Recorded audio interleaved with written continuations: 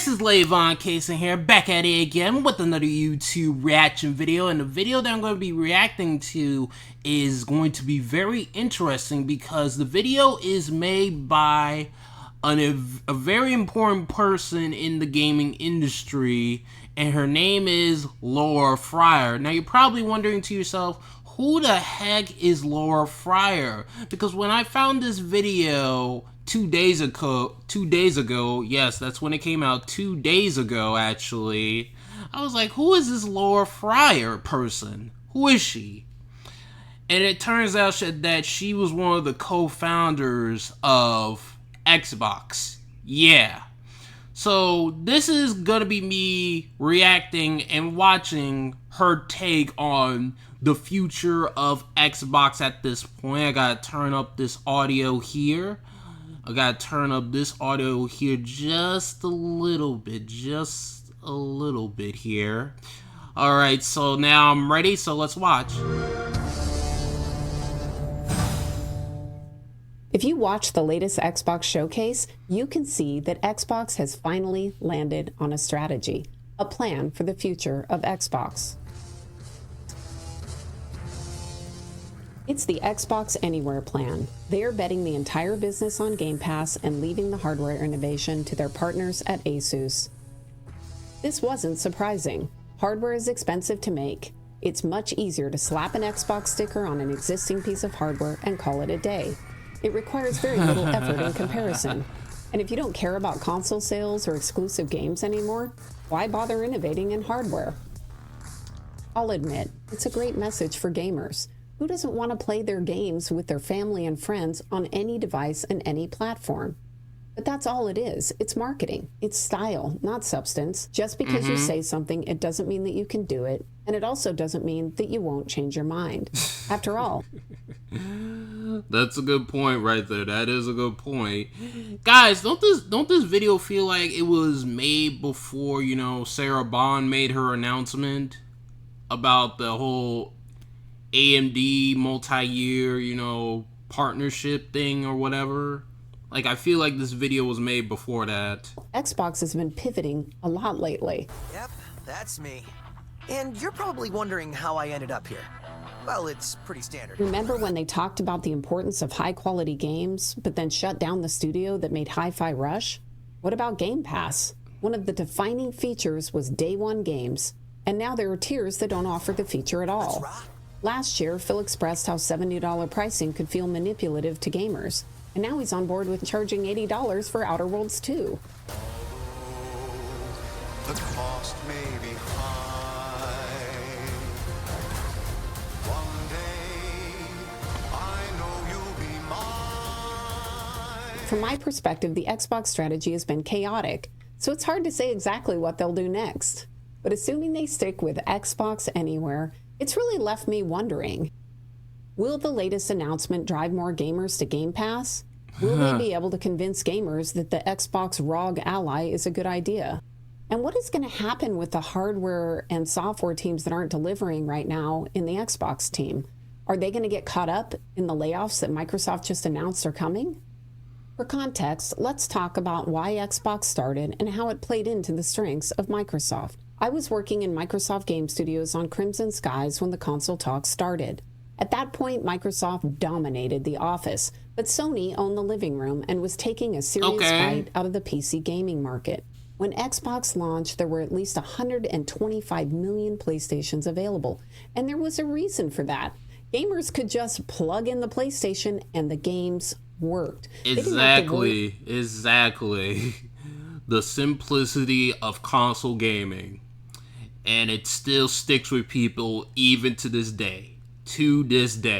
About why that piece of software on their Windows. There's still plenty of people right now that don't even want to go to PC gaming.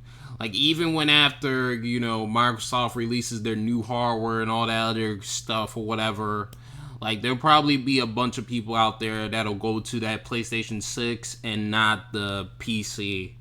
System didn't play nice with the other. Just because of the simplicity of console gaming alone. Their piece of software and why their video card wasn't working or that they needed an updated driver. It was simple. This is how you share your games on PS4. Of course, at that time, game developers actually listened to their customers and they would follow them. With all of these gamers going to PlayStation, game developers started trying to climb the hill of learning the PlayStation. And if they could do that, then they didn't have to worry after they made their game about testing all of those hardware and software compatibility issues that plagued the Windows ecosystem. It just worked. Microsoft could see this threat, so they jumped in and did what Microsoft does best. They took over an existing market by leveraging their strengths. They already had a fine-tuned system of execution at scale. They knew how to ship product, and they knew how to scale their system across a large team. Luckily, Microsoft had already built a game developer foundation with Microsoft Windows and DirectX. The message for Xbox was simple. With a hard drive, you could build your game once on Xbox or Windows, and it would just work. Of course, the problem was Windows was bloated. So without telling Bill Gates, the Xbox team removed the bloat and made a light version to power the box. I start to try to argue for this, why we can't have the normal version of Windows. Bill doesn't want any of it. He doesn't want to hear it. He yells at me, shuts me down. I'm not gonna lie, I'm liking this editing. I'm liking this editing did of the everything video. we could I'm liking to make it. the platform as attractive for game developers as possible. We even hired 50 game makers into the Xbox Advanced Technology Group to support the game developers. The ATG team collectively had made hundreds of games, so we were great at translating game developer concerns into changes at Microsoft. We did whatever it took, and this focus on developers, it was a game changer because we attacked one of Sony's biggest weaknesses. They did not have great developer tools or support or documentation. I want to know her thoughts on the two SKU approach that Xbox did for this generation with the Xbox Series X and S. Like, I want to know what her take on that would be. Does she think that it would be been a good idea to do that or not? Like, I'm curious to see her thoughts on that stuff. Like, if she ever does make a video on the, you know, the Xbox Series generation, or just give out a review of the Xbox Series consoles. Like, I would like to see her take on that, honestly. Games sell consoles, and so in order to sell consoles, we had to win the hearts and minds of the developers.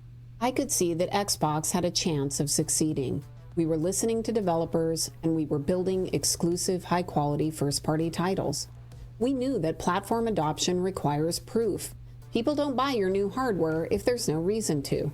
Definitely a problem for the new Xbox handheld. And it worked. By 2012, Xbox was a multi-billion-dollar business, and they were a true player in the living room. Fast forward, and here we are. It's 1 year from the 25th anniversary of the Xbox, and it looks like they're abandoning pretty much everything that made the Xbox brand great in the first place. Let's start with the handheld announcement. I've seen mixed reactions, and that has me really puzzled because I don't see any reason why anyone would buy this piece of hardware. Just like the original Xbox. Ooh. Wow. Wow. Wow. It's built on Windows, a slimmed down version of Windows, but it's still Windows. So this isn't something new. And let me just admit my bias here. I don't like Windows. When I left Microsoft, I installed Linux on all of my personal systems. Ooh. She don't like Windows. Oh, she went full on Linux after her days at Xbox. Ooh. Wow. That's interesting to hear. And I never looked back. Of course, as many pointed out after PewDiePie did the same thing, Windows is still needed for some games, so I created a dual boot machine for those cases. Like, you still cannot play Fortnite on Linux. Like, if you were to try to play Fortnite on the Steam Deck, you would have to install Windows. Incidentally, this line, the freedom of Windows, freedom? Windows 11 is forcing you to have separate accounts so they can track everything you do. Doesn't feel very free. And they are leaving a lot of their Windows 10 users behind because they require a chip to be installed on the motherboard in order for you to upgrade. Microsoft, you do you, but freedom is literally the last thing I would use to describe the Windows operating system. So given the Xbox was already built on Windows, I don't see that that's really a big selling point. But that's okay, because it's really about the games. Will it be? I think she's been providing some interesting points so far. I'm not gonna lie. She has been providing some interesting points. Halo? Will it be the new Gears? Is there going to be a game so compelling that it drives me to adopt this new handheld? Well, here's the problem. Xbox doesn't do exclusives anymore. Even if Xbox delivers a crazy great game, Xbox Anywhere means that I can play that game on any platform. I can play it on Xbox or PC. I may even be able to play it on the PS5 or the Switch. You'll probably be able to play on the PlayStation 5 or, Switch 2. So why would I buy the ROG Ally? That is a good question. Why would I buy the Xbox ROG Ally since you can pretty much buy a used ROG Ally on eBay for $400 at this point and pretty much, get the same experience? And of course, why bother buy this Xbox branded ROG Ally versus the ROG Ally that came out back in 2023, just 2 years ago, or just, get the ROG Ally X that came out last year? delivering a killer game in a reasonable time frame isn't something Xbox is particularly good at right now. During the showcase, there were several games still in development that weren't even mentioned, like State of Decay 3, Perfect Dark, and Fable. And many of these games have been in development over 5 years. There is only one reason these games are behind. It's because Xbox has lost their culture of shipping at scale. They don't have the people or the process in place that can ship. And it's a shame because they used to do better than anyone in the business. Recently, Microsoft announced that they were going to be doing layoffs. A lot of people are speculating that it's going to be the sales division, but I'm not so sure. I think that if I was working on one of the games that didn't make the showcase, or if I was in the Xbox hardware team, I would be worried. So there isn't going to be any killer game that drives me to buy this handheld.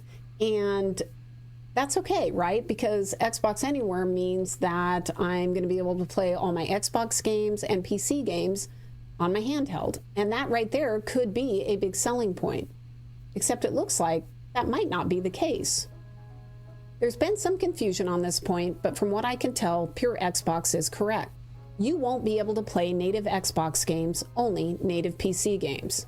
This isn't great, in my opinion. If Xbox Anywhere means I should be able to play all my games on the handheld device, then darn it, I want to play all of my games, not just my PC games. Further on in the article, they say, let's hope we might get native console games in the future, but it's not something we're expecting right now. Think of the ROG Xbox Ally as a Windows 11 gaming PC with Xbox-specific features, because that's basically what it is. If you don't have a big budget, why not just buy a PC? They're not that expensive if you build it yourself. And you'll have Windows 11, just like the handheld. I bet there'll probably be, people out there at this point will just probably put SteamOS on their ROG Ally and just keep it moving from there. I bet there'll be plenty of people to do all that. of your PC games. If you want a handheld, skip the PC and buy a Steam Deck, or some of the other handhelds with SteamOS on them. It's built on Linux, so no Windows 11, and it's cheap compared to most of the handhelds out there. And that brings up one other possibility to consider. Maybe it's price. Maybe Xbox and Asus are going to undercut the market by making this a very inexpensive handheld. I personally don't think this is likely to happen. That could be a possibility right there. That could be a possibility. The Xbox ROG Ally is essentially a reskin of an existing product. Their cheapest version of the that came out back in 2023. ROG Ally is around $600. I assume that both Xbox and Asus don't want to lose a lot of money on this new device. Asus is great at hardware, and I'm sure they have already done the cost reduction on the handheld. You see, with hardware, the post-launch plans are almost more important than building the initial product, because in hardware, the game is price reduction of all of the parts, because then you can make a profit in years 2, 3, and 4 of your console. The ROG Ally has already been through this process, so it's very unlikely the price is going to be the thing that they will be able to lower. It's unlikely to be the thing that brings gamers to buying the handheld. The Xbox Anywhere message sounds great on the surface, but in reality, it's just marketing. It's style with no substance. Unfortunately, I don't think marketing's going to be enough. There's literally no reason to buy this handheld. Obviously, as one of the founding members of the Xbox team, I'm not pleased with where things are today. Ooh. I don't love watching all of the value that I helped create slowly get eroded away. I'm sad because from my perspective, it looks like Xbox has no desire or literally can't ship hardware anymore. So this partnership is about a slow exit from the hardware business completely. Personally, I think Xbox hardware is dead. Ooh. Ouch. Ouch. The plan appears to be to just drive everybody to Game Pass. And let's be clear, it has a lot of value. I'm thinking that might be why they decided to charge $80 for Outer Worlds 2. The developers have been clear that they didn't make that decision. And here's the thing, maybe it will work. Xbox has a deep portfolio. The remake of Oblivion was obviously a huge success, and they can continue to outsource that work to external companies and make a lot of money releasing their older games. Older games from an era when Xbox knew how to build them. But what is the long-term plan? Where are the new hits? What will make people care about the Xbox 25 years from now? That is a good question. That is a genuinely good question. I was excited to see Clockwork Evolution in the showcase, but will something like that be enough? Do they have more? Next year marks the 25th anniversary of the Xbox, and I'm sure that they will have some big announcements and plans for honoring the milestone.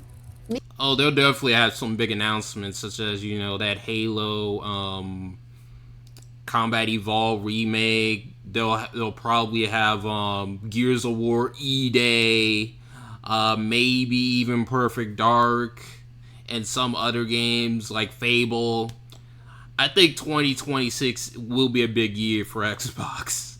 I think it will be a big year for Xbox when it comes to the software side of things, especially. Maybe next year is the year.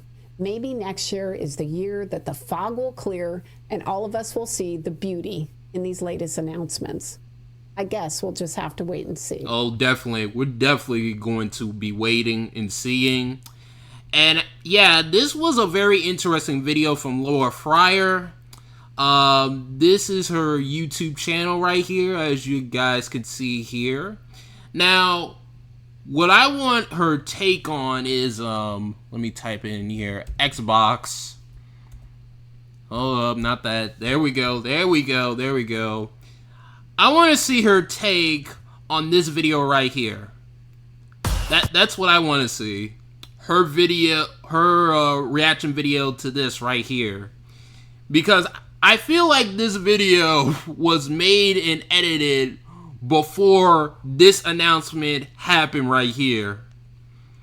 Though granted, that being said, she did provide some good points, like what would be the reason to buy an Xbox, you know, ROG Ally, where you can get these games on, you know, say the Nintendo Switch 2, the PlayStation 5, and next generation with the PlayStation 6. So, and you can also, you know, play these games on the Steam Deck as well. So, what would be the big reason to get this Xbox branded ROG Ally? So, yeah, I think 2026 is going to be a big year for Xbox, that being said. But I would like to see her video on this right here. This video that the one with Sarah Bond is in. That's what I would like to see, if anything. But yeah, what did you guys think of Laura Fryer's video? What did you guys think? Are you guys for it? Are you guys against it? You even know that she is one of the co-founders of Xbox. Like, let me know in the comment section below of this YouTube video. Let me know, let me know, let me know, let me know. Hope you guys have a good day, and peace, and thanks for watching, and bye.